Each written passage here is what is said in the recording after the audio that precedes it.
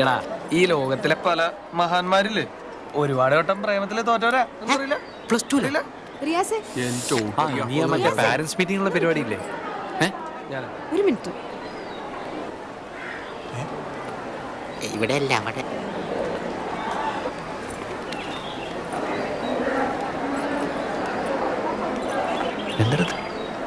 എടാ ഇനി നോക്കും അറിഞ്ഞിട്ട് തുറക്കുന്നോ? ആ മടക്കിൽ കണ്ടിട്ട് ഉറുദു വന്നു. ഇനിയിപ്പോ അടുത്ത വർഷം ക്വസ്റ്റ്യൻ പേപ്പർ ചാൻസ്.